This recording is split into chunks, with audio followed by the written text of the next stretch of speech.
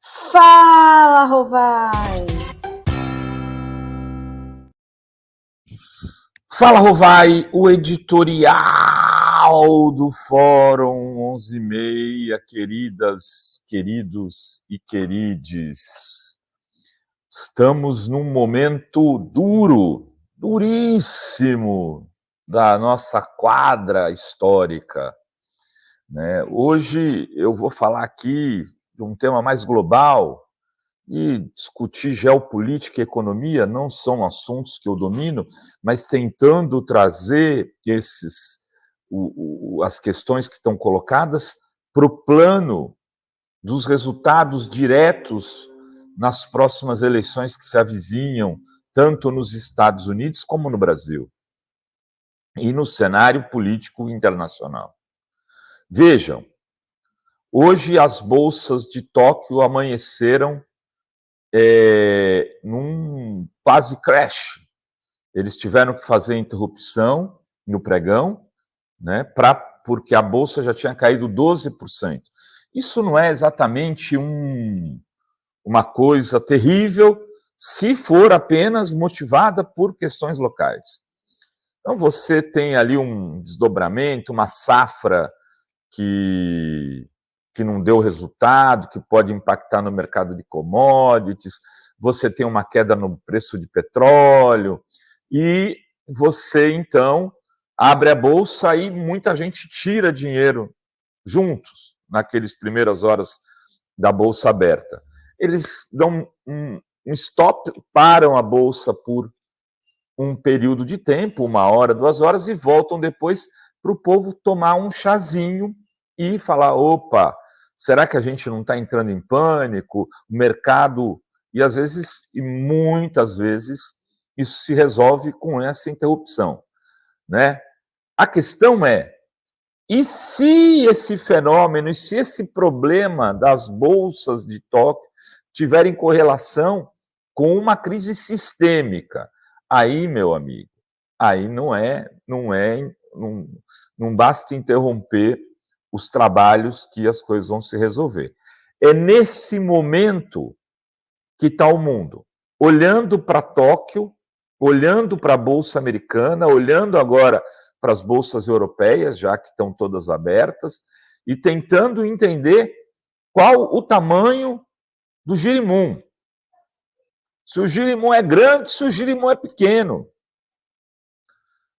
Isso, e se passa por uma crise dos Estados Unidos, e se o Fed vai se intrometer nisso ou vai deixar a água rolar por debaixo da ponte. Essa questão, a depender do que os Estados Unidos façam, aumenta a taxa de juros, diminua a taxa de juros, se tem uma possível crise econômica, uma depressão na economia, se os Estados Unidos vão ter condição de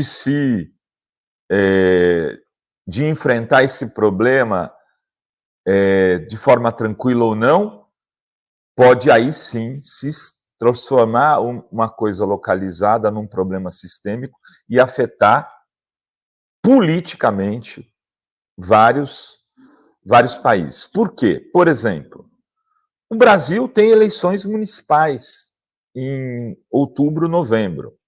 Outubro, na verdade, todas as eleições, tanto o primeiro e o segundo turno serão em outubro. Se a crise for grande, certamente o dólar vai subir aqui. Certamente nós teremos um dólar para cima de R$6. Quanto um dólar para cima de R$6 impacta no processo inflacionário num país que hoje já tem um alimento, uma cesta básica considerada cara para os padrões salariais do Brasil? O que isso pode fazer com a popularidade do atual presidente da República, o Lula?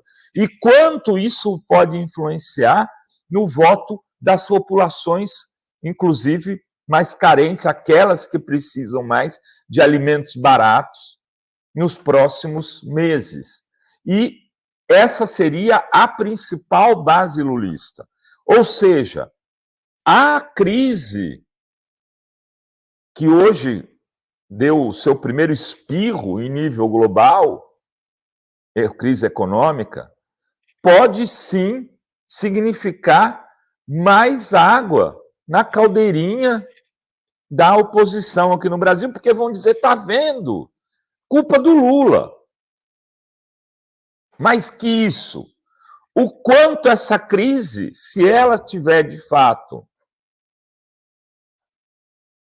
um fator americano na jogada de crise econômica, de emprego,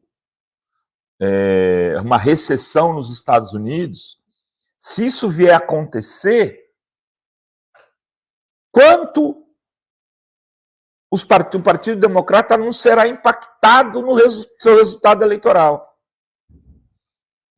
E uma eleição que, por enquanto, está equilibrada, pode se tornar favorável ao trumpismo e ao Partido Republicano, que vai dizer, tá vendo, olha, eles são ruins de governo. Então, fizeram 4 anos desastrosos e, por isso, nós estamos sendo impactados por essa crise, por isso, o seu dividendos viúva, que lá é cheio disso, né? Tem os fundos da viúva, chama apelidados fundos da viúva, que dão dividendos e ela ganha em função dos resultados da Bolsa. Essa pessoa que ganha $5.000 por mês de dividendos, passar a ganhar 2, o que ela faz com o voto dela? Ela vai para o Trump.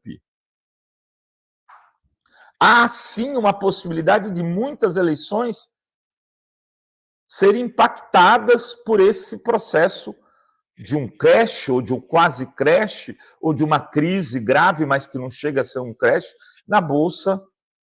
nas bolsas globais.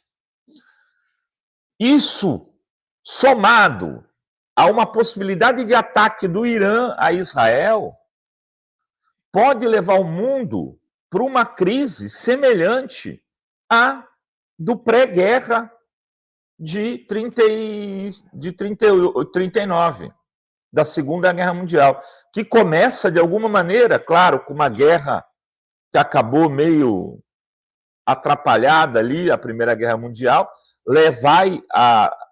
sai daquela guerra e o mundo entra no crash de 29, e de 29, naquela recessão, o fascismo e o nazismo crescem na Europa, ganham os governos e levam o mundo à Segunda Guerra Mundial. O fascismo está ou não em desenvolvimento na Europa hoje e em várias partes do mundo? Acho que a resposta é sim. Isso pode fazer com que essa guerra de Israel contra o Irã, que Israel, inclusive, está tentando globalizar a guerra, está claro isso. É interesse dele globalizar essa guerra. Levar uma terceira guerra mundial ou algo parecido com isso, a gente não tem ainda as respostas. E isso pode vir a acontecer em 5 anos, 10 anos ou 5 meses. O período histórico, a brevidade de uma década para a história é nada. É esperar, é uma eleição de Trump agora, e o que o mundo pode vir a virar? Então, o momento histórico global é um momento extremamente delicado.